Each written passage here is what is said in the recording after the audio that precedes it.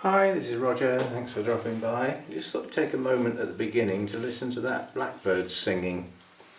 It's been doing that on and off all day since I got up. In fact, it was singing when I got up. In fact, that's possibly part of the reason why I got up in the first place.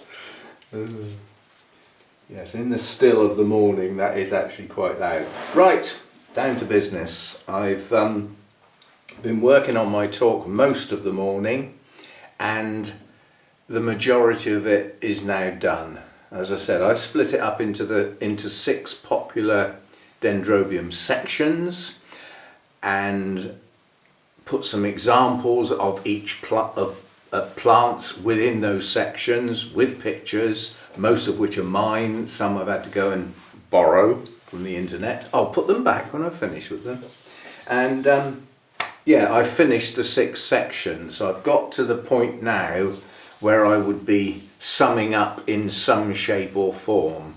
What I haven't done is the soundtrack, and that can cause major problems because obviously without the soundtrack I'm just allowing an amount of time to run in the video. When I actually put my voice over the top, I might find that that little bit that I'm talking over is far too short and I can't say what I want to say. Well, in that case, that bit's got to be made longer, and everything on the right hand side of it's got to move along, and that shuffling around can be quite difficult, shall we say. And I'm going to attempt that probably tomorrow morning. I don't think I might have another go today and start looking at putting some of the soundtrack on. See how I get on. Anyway, we're having some of this because I think I've earned it. And I also made up my mind today, I'm not doing any more of these sort of talks. In the past, if you go back 3, 4 years, 5 years, I've done a talk and I've enjoyed putting it together. I've not enjoyed putting this one together one little bit.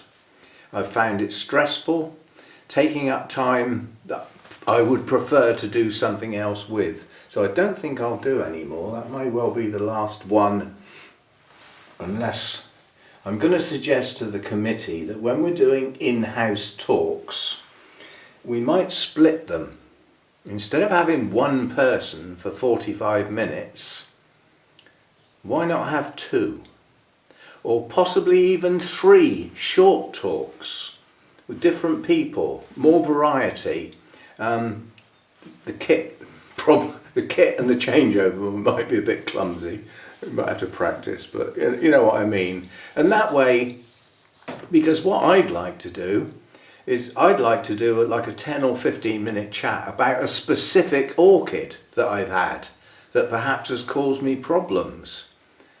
You know, now I know that's probably only of interest to somebody who's got that one and is also having problems, but you know what I mean. I don't think I'm going to do a big one like this again. It's just too stressful. Right, so why is this repot an emergency? Looks like a perfectly healthy plant, doesn't it? Within reason. That's why it's an emergency. New growths here, here, here, and here. That's 4 new growths. This is about as good as it gets in my view. You've gone from a single bulb to a split rhizome with 2 nice new growths, both of which I might add have got spikes on, and each of those has now got 2, so I've gone from 1 to 2 to 4. It don't get any better than that. Well, I suppose instead of 2 I could have 3, but anyway, and unfortunately that's one side of the pot, and all the roots from these new growths are going to be over the edge of the pot. Can't allow that. Coming around the other side, we've got another lead heading off in the other direction. Now, unless I have a pot about 1/3 of a metre across, it's obvious the plant's going to have to split in 2. But again, round this side, the new growth, which also has a spike coming, yeah, has got 2 new growths coming. That will be over the side of the pot. Now, this has never been out of the pot since I got it.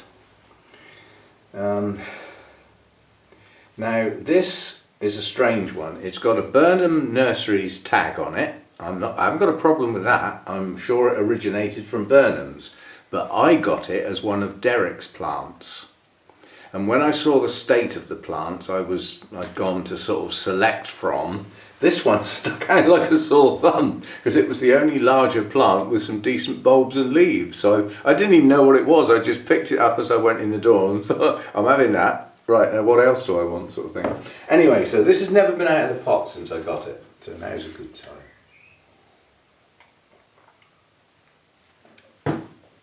Did birds get a sore throat? Now if this has come from Burnham's, it's probably got the old, what you call it, styrofoam chips or whatever you call them. I've forgotten what they're called now, you know, the packing chips in the bottom of the pot. Oh, it hasn't actually, I'm surprised.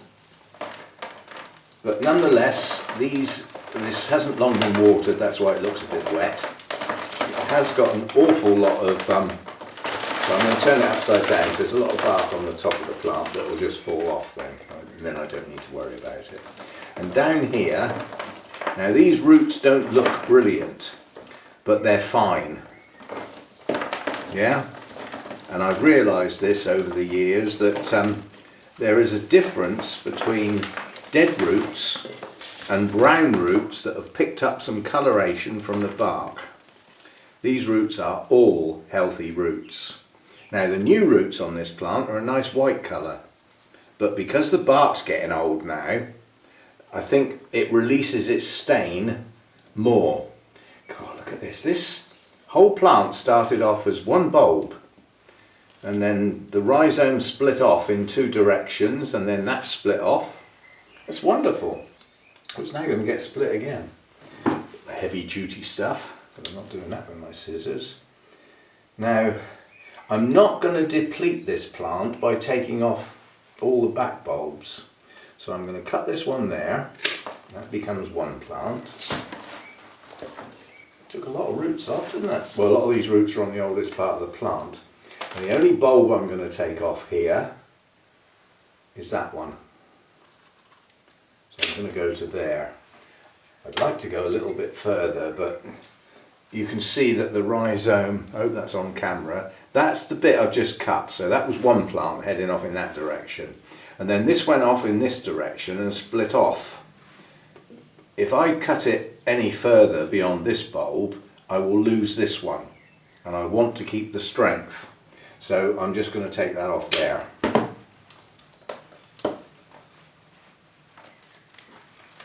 It's going to lose a lot of roots as a consequence, but I'm not fussed. This is a good rooting plant. That's a bit... this has come from Burnham's. Now whether this is one of theirs or not, whether I ought to even show you this, but you make your own mind up.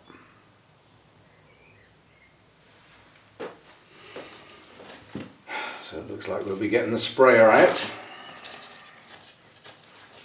I'm confident that in some cases you make a decision that a plant's got fusarium based on that coloration, when in actual fact it's a natural pigment.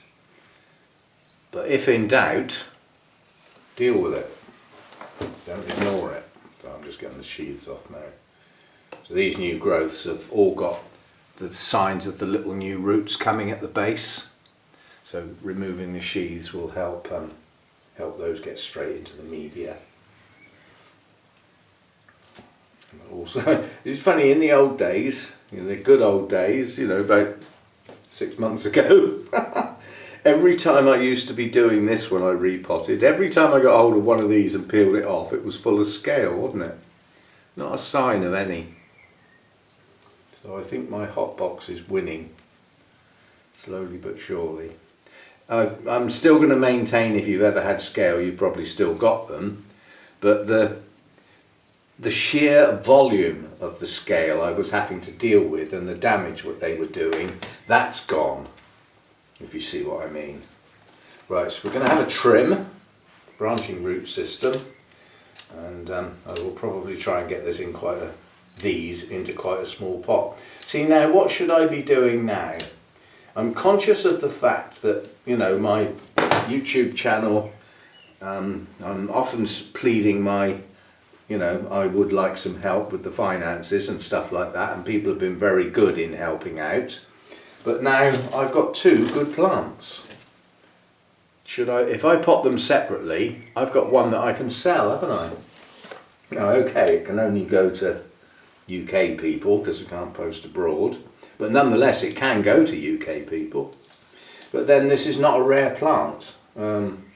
If you go to Burnham's, they've always got them for sale, for instance.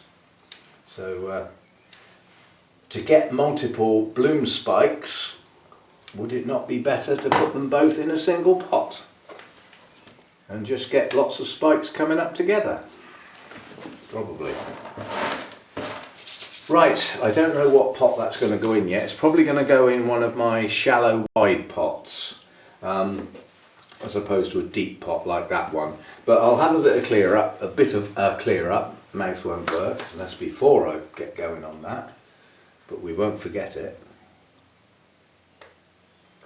And then I'll sort out a pot, and this has come out of pure bark.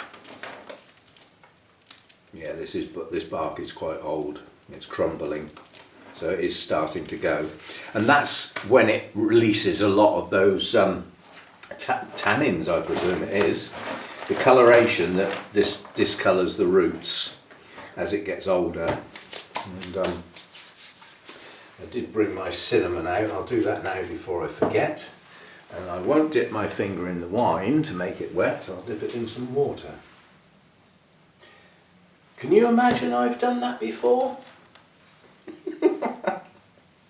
I wouldn't have said it if I hadn't done it, would I? Yes, I have done that before. I've got two cuts on this one.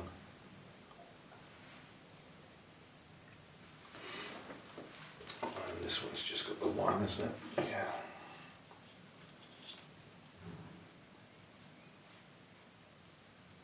Quite honestly, this plant is growing strong and blooming well. So, although I'm reasonably confident it's got Fusarium, I think the plant is winning the battle, if you see what I mean. In other words, it's not taking the plant down.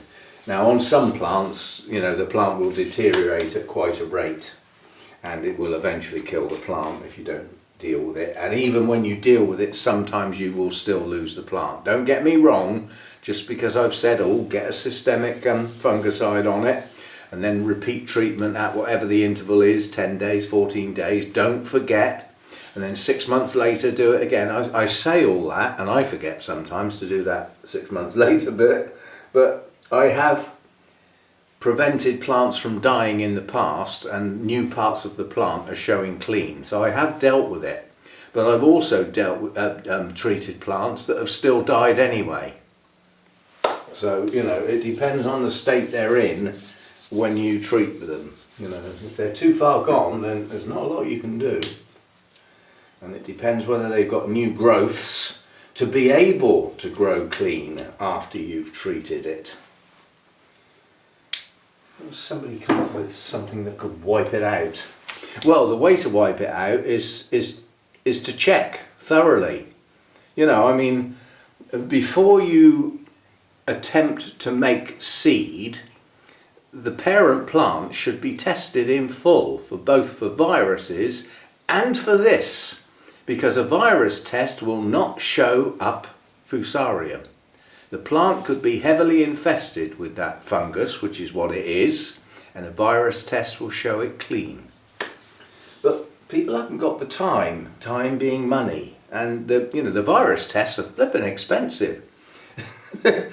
They cost more than the value of the plant, so you can understand why people aren't doing the test.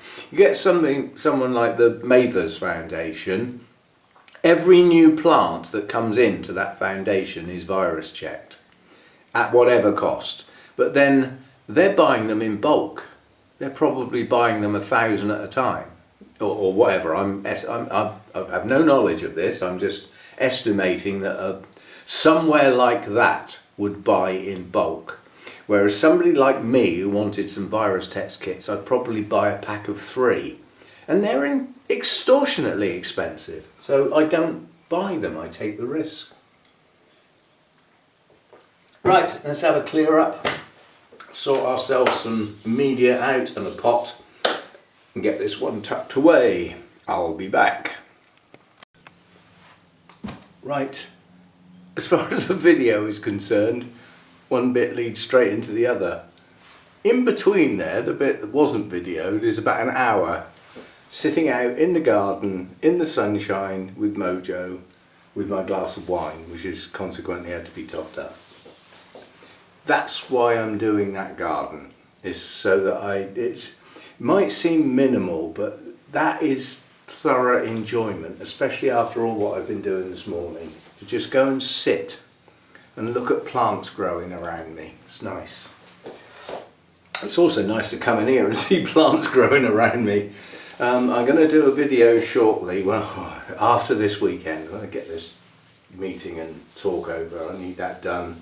And then I'm going to have a look round at what's a sort of what's going on video, and just pick up plants and have a look at them and sort of think, what is this plant doing at this time of year? It should be growing. Is it? That sort of thing. An analysis type of video. Right, so I've got one of my shallow wide pots. Now, when these were available, these came from Peter White. A company asked for these to be produced for a very specific reason, and they had a lot left over. And Peter White, being a businessman, grabbed them. And he had them for a while. I think they're all gone now. And I bought quite a few on the grounds that it was obvious they were a rarity. And if you look about that depth, and then if I keep my fingers at that width and put them there, they are quite a bit wider than they are deep. And they are ideal for shallow rooted plants, or plants that you want to fill a pot with roots without going deep. So they have a purpose. And what we have, where's this camera angle? I think it's okay. The trouble is now, the sun's out, well, it's hazy sun, but it's bright. And it's so bright that my glasses go dark. I can't see my screen on the camera. I haven't got a clue what I'm filming. I have to sort of put my hand over it. Looks okay. I'm sure you'll tell me different. Now what we've got here is some medium bark and some small bark with some grow stones. That's going to be the main media. Off to one side here is just small bark. That's for the top of the pot. I'll explain why when we get that far. Right, so hopefully we now have to get these two in such a way that they've got room to grow. I'm really pleased to see where these new growths are.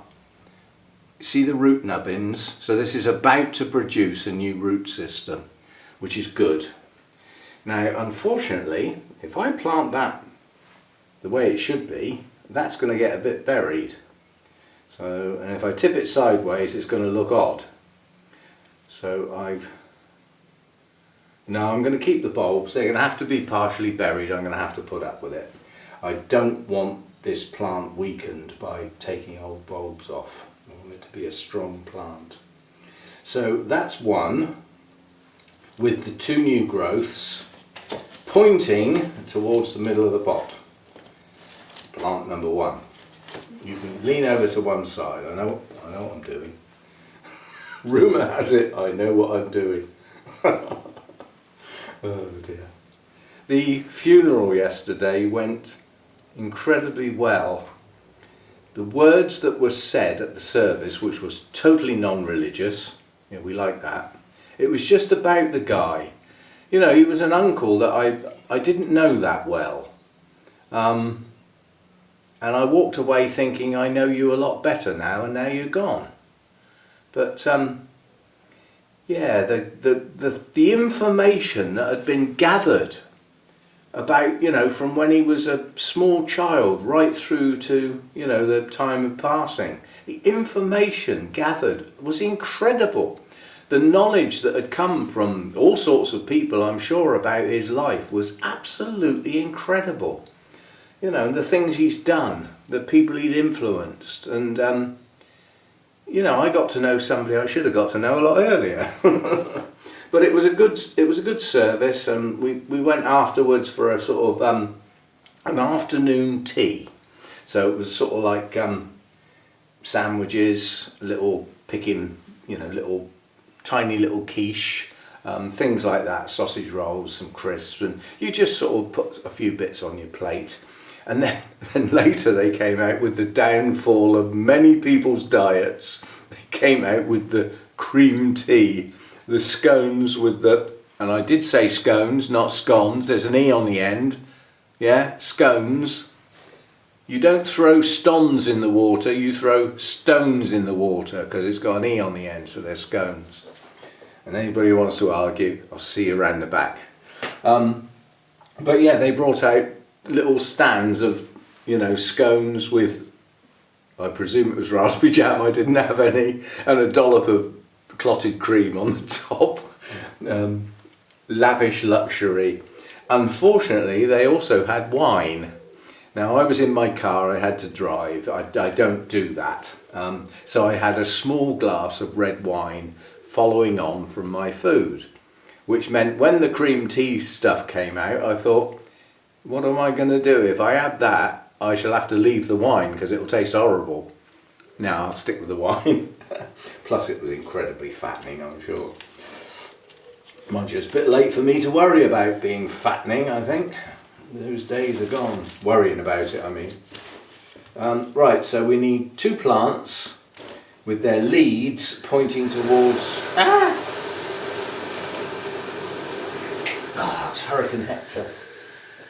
Going up my trouser legs. So we've got 2 leads and both have multiple new growths that we want pointing to the centre of the pot. So that's about there. Now what I'm going to do is I'm going to put some media in and then I'm going to lift the plant up because otherwise this isn't going to work.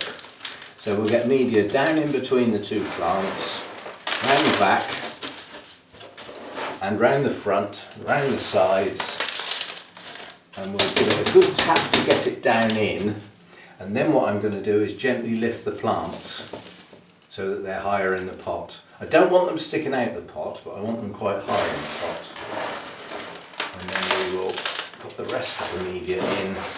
I'm going to class this as stabilising media, yeah, because it's got large medium bark in with it and the grow stones. And as a consequence, there's a lot of air, and that air should hopefully allow these bulbs to be buried, the back end of the plant, to be buried without rotting, because there's just so much air.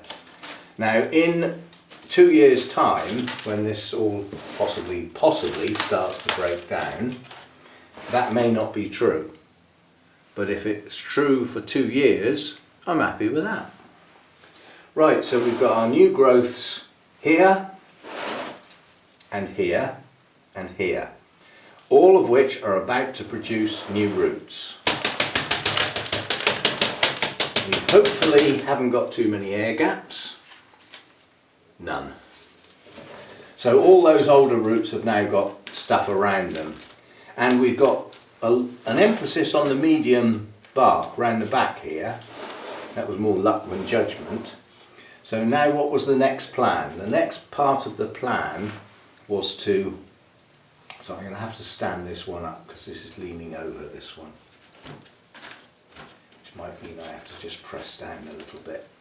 The plan was to now put small bark on the top of the pot where these leads are. Reason being, that's where the new roots are going to come, and that's where I want the media to be when those new roots come out. No, oh, there's a stone right underneath the new growth there. Grow stone right under where the roots are going to come out. They won't get into that, will they? So there's a fight going on out here at the corner of my eye. I've got the fat balls, the things that go in one of the feeders for the birds. And the starlings came round this morning, and I think they've sort of decimated them and broken them into pieces, and they've dropped on the floor. So the birds now don't have to do circus acts and acrobatics to actually get at those, because there's pieces on the floor. So they're picking them up and running away with them quick before somebody else gets them, sort of thing. It's quite amusing. There's a blackbird just picked up a really big bit and flew off with it. Right, so there we go. Then we've got our new growths with some small bark around them to take the roots when they come. They're on their way, the nubbins are there. Yeah, and I'm just a little bit worried that this isn't standing up. Well, there's an answer to that, isn't there? We haven't used one of these for a while. Let's prop it up. So we need to just put that bulb there, because it's got a spike on it, don't forget. And then just put that down through there to just hold it in place. I'm not going to need to strap it, I don't think. I just need to do that. There we go. That'll hold it in place. And then a little bit more small bark, because I've lifted the lead up now. So we put a little bit more small bark around the base of that, so that when those roots come out, they've got something to go into.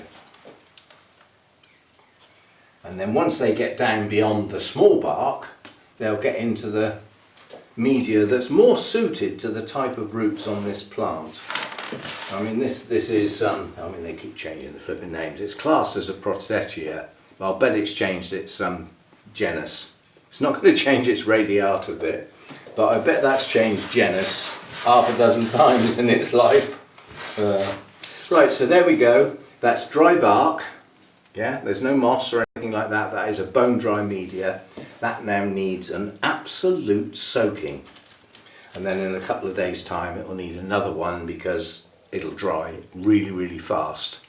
And although I have a program of watering where a whole set of plants is included, when I've repotted something like this in bark and I know it's going to dry quickly, I put it on the front of a shelf, so that every time I look I sort of think, has that dried out yet? So it might get an individual watering rather than part of the program. So there we go. I class that as an emergency purely because those roots would have gone over the side of the pot, which I'm not prepared to accept. So hopefully this will settle down now, and the repot has not interrupted the spikes, which are not that obvious, but they're there. You've got 1, 2, 3. They're all there.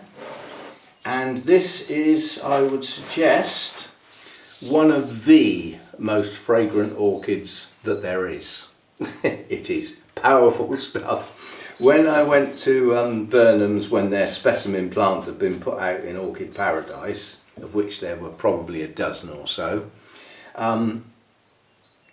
I smelt the fragrance when I walked in the nursery door, which is nowhere near Orchid Paradise, because you've got to go through the sales area, round through the next bit past the cafeteria, into Orchid Paradise, and I could smell them out in the sales area. I was looking round the sales area for where the fragrance was coming from, and it was, yeah, it was powerful.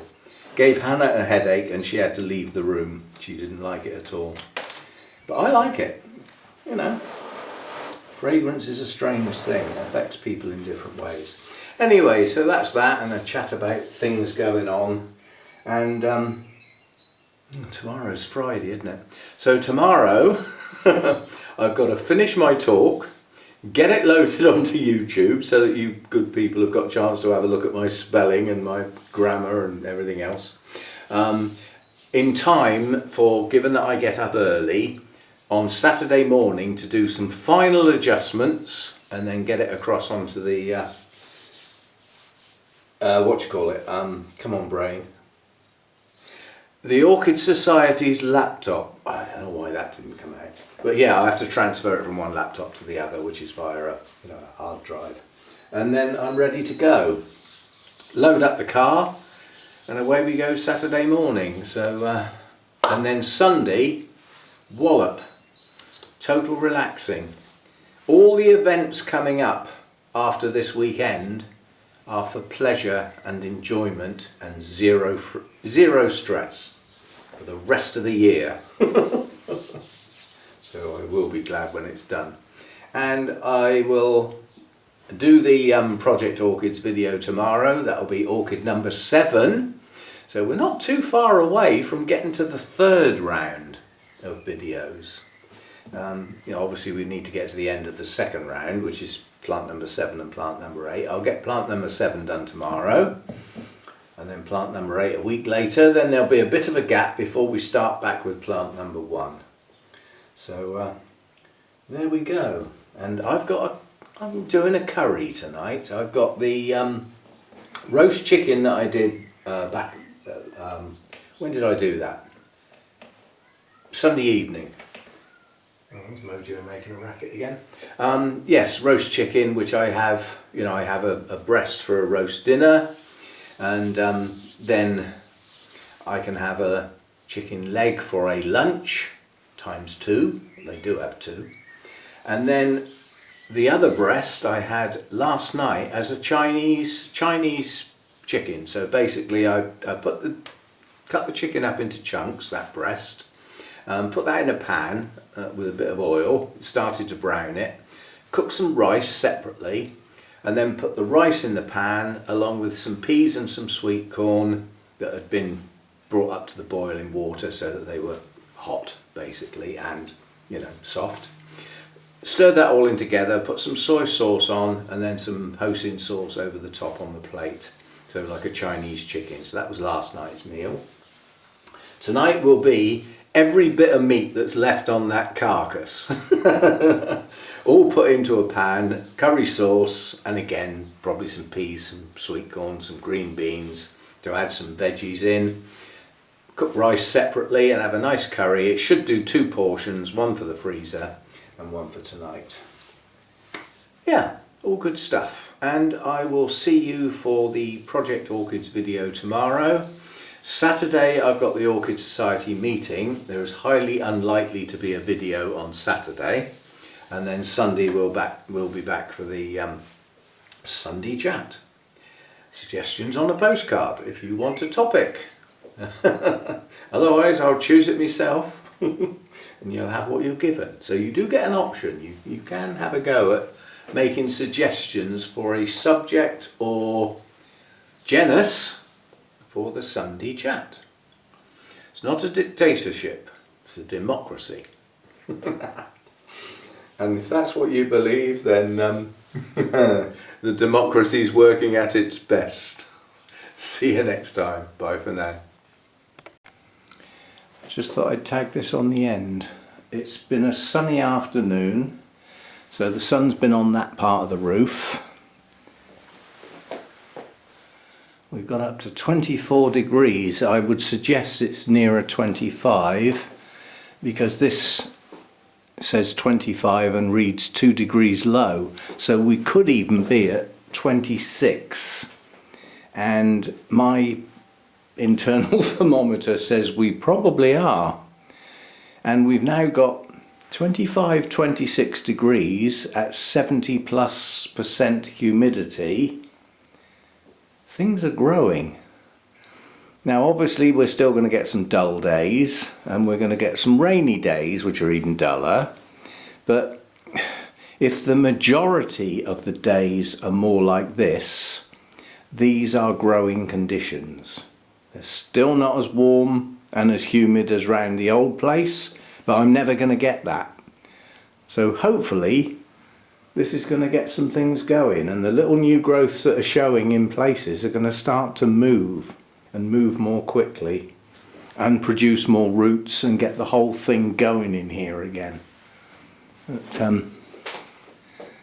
then you look at things like that. That really large pseudo bulb has failed. It's broken there. So that's just going to shrivel now, which probably means that won't develop. So there's still things going wrong. Talking of going wrong. What are you going to do then? You're just going to sit. He's been led out in the sun, stretched out full length, thoroughly enjoying the warmth. And I've been sat on the step to the decking with my wine, enjoying the sunshine. but there's a change. I mean, I'm pretty good at weather. When you go out on long walks into the forest and open countryside and stuff, you need to be able to look at what's going on with the weather to know what's coming next. And that wind just suddenly starting to gust like that, and some clouds in the distance, I would suggest it's going to rain in the not too distant future. So if I was out in the middle of nowhere now, I'd be doing one of two things: finding some tree cover or heading back to the car. But as I'm in here, it's all good stuff. And what can be better than one Varnagara blossom? The answer is 3. So the other 2 are opening up now. It's a pity they always end up squashed together, not spread out, but yeah, that's looking good. I love those colours. The combination just works. Anyway, a little ad on the end. I don't think I've done that for a while, but it can become a habit. See you next time. Thanks for dropping by.